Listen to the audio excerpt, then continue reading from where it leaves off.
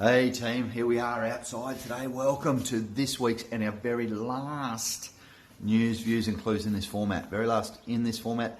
People are asking for more specific information.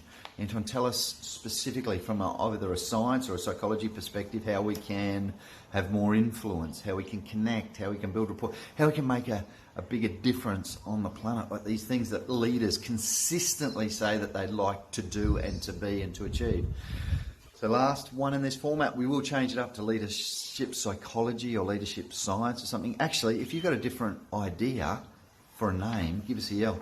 And the other thing is, it's the 22nd of September today. It's on a public holiday. Yes, I'm working on a public holiday. There's probably some of you probably are too, which is cool.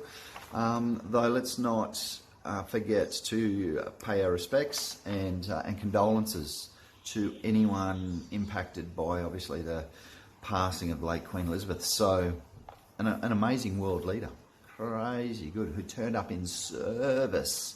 I've heard that word a lot in the last 10 or 11 days. It's unbelievable, right?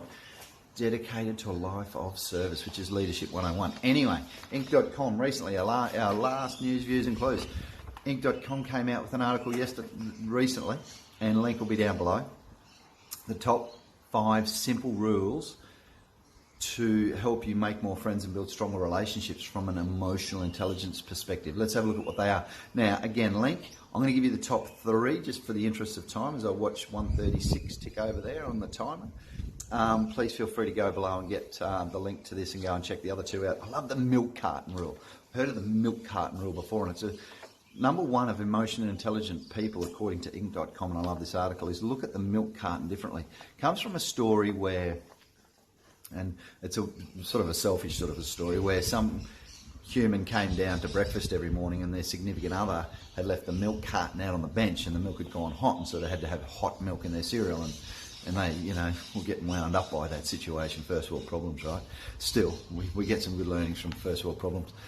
And it wasn't, the story's about looking at things differently, looking at life differently, looking at leadership differently, looking at the milk carton differently. So don't look at the milk carton as a milk carton. What's the problem?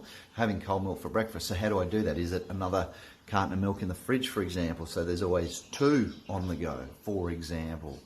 Or, do you change it and not have milk in your cereal, or have something else, or whatever, or have a different type of cereal, for example. Look at problems differently. Use the milk carton rule. The next one I like is disagree and commit. Disagree and commit. And leaders, this is a big one for leaders and emotionally intelligent leaders. Sometimes organisations make decisions that we don't always like, though we have to commit to those decisions as leaders. Disagree and commit. And I love watching leaders go through this journey and actually reconciling with themselves. As we sit down in coaching, for example, and we do this exercise, why is it that you disagree? Well, are you being asked to do something from a behaviour perspective that doesn't align with your values, for example? And what do you need to do to commit to this decision of your organisation and then sell the decision? Sorry about the noise, if you can hear any wind, I can feel the breeze out here. How do you sell that decision as if it's yours in a way that you're committed? I love that one from EI as a leader. Disagree and commit. And then the rule of rethinking. I like the rule of rethinking. It's so easy sometimes for things to go straight in here when we agree with something. But what about when someone says or does something we don't agree with? It gets clogged up here in our frontal lobes because we try to process it, because it doesn't just go straight in, because it's not aligned with our beliefs or our conditioning or our view of the world. And so all of a sudden we struggle with that, and a lot of the times we dismiss it or we argue about it. But the rule of rethinking from an emotional intelligence perspective is to say, hey, why do I disagree? Why is it that this thing, and it might even be triggering your emotional system, which is back here in your brain. Why am I triggered by this? The rule of rethinking instead of dismissing. I love it. So that's 3 of the top things from Inc.com to help you be more emotionally intelligent and build better relationships. Coming up to 5 minutes, team.